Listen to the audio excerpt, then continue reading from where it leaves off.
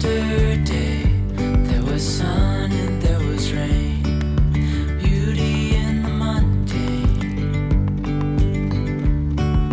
And as the light startled our eyes, we let go of disguise.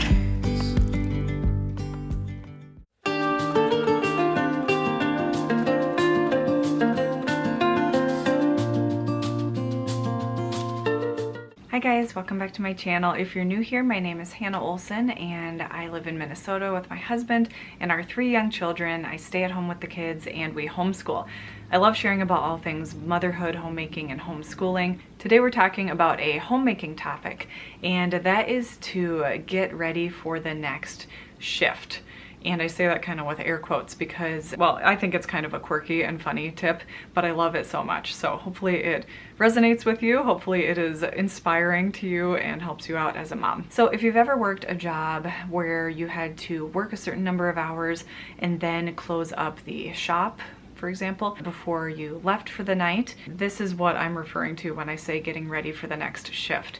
You probably had a bunch of tasks that had to be completed, maybe even a physical list of things that had to be done and be done in a certain order to ensure that the shop was ready for the morning shift, people who came in early the next morning. And this kind of list was hugely important. I know this because I worked at an ice cream shop as a teenager, and I remember once when some of us had like a night shift and we closed up. It wasn't me who turned off the freezer, but one of us like forgot to turn the freezer on or something like that, and the ice cream like melted in like the little cakes display area, and that was a big problem and a big deal.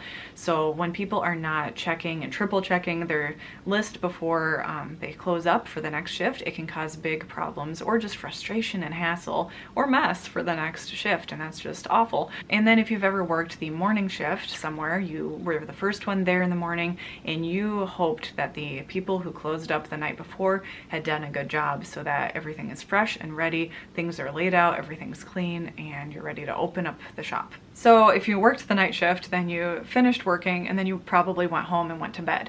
And when you maybe worked, if you worked a morning shift, then you probably had your afternoon a little more open or something like that when you actually finished. This tip relates to motherhood because many of us have a list of tasks, if not a physical list, then a mental list or a habit of things that we want to do before we go to bed to make sure the house is all tidied up, or tidied up enough at the end of the day, and we kind of tuck the house in. I like to refer to it as like tucking the house in at night.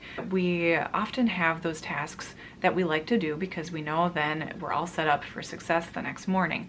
And then, for instance, after breakfast the next morning, or maybe after you make lunch, there are usually routines and habits that you get into that make you feel more ready for moving on to the afternoon portion of the day. Now, the hilarious or quirky part of this tip is the fact that you, as the mom, are both the bedtime, the night shift, and the morning shift. And I think it's so funny, but it works for me as a mental picture, and hopefully it is useful to you as well.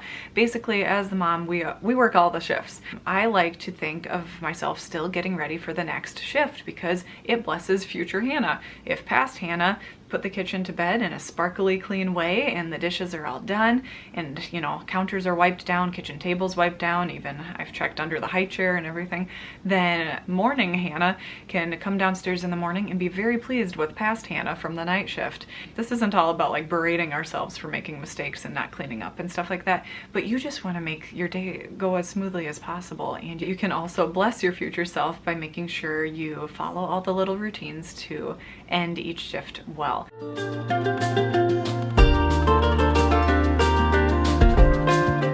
For me, the opening shift is pretty much when I wake up, breakfast time, all the way through lunch, because then I want to make sure everything is tidied up and neat and clean after we eat lunch. I get dishes going in the dishwasher actually right after lunch typically, and that means we can move on towards our afternoon shift. For me, the afternoon shift is probably quiet time. We have a 2-hour quiet time every day for the 2 oldest kids and a 2-hour nap for Svea, our youngest. and the afternoon shift can kind of bleed into the evening shift, I guess. But for me, I love knowing that I've gotten everything nice and tidy so that I can have a restful and productive quiet time if I want to do computer work or just focus on relaxing instead of running around and cleaning.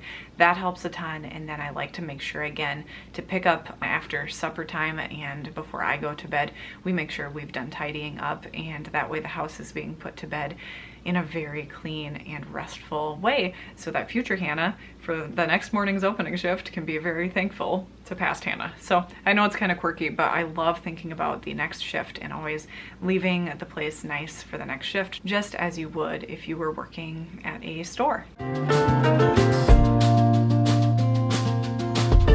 A good action step for this tip is to sit down quick and brainstorm a short list of items that your morning shift self would really appreciate coming downstairs in the morning and seeing. Maybe it really matters to you not to have dirty dishes in the sink when you come down in the morning.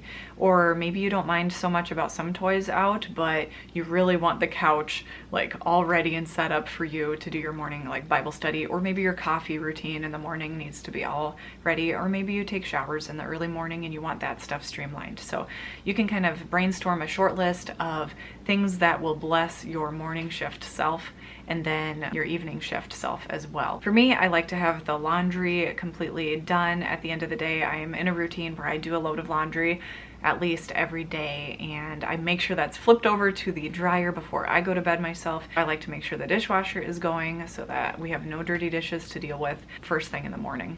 And again, if you're a coffee drinker, maybe you want to set a timer if you have something like that for your coffee machine, and maybe you want to get things out for showering or any kind of work you like to do in the mornings before the kids get up.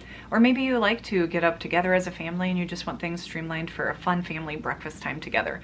Sometimes people like to set out stuff for homeschool as well. I don't tend to set that out because we mostly homeschool at the kitchen table anyway, so it's kind of a busy spot, but I have things accessible as well. So hopefully that helps you to think about yourself as working in shifts and what you could do to bless the workers, which is you, of every shift during the day. If you enjoyed this tip, be sure to give it a thumbs up, and you can check out even more tips in a free 1-hour webinar.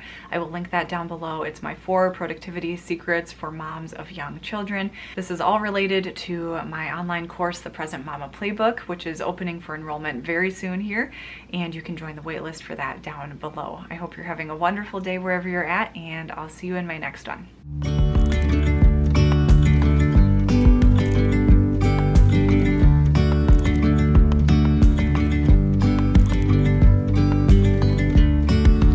Yesterday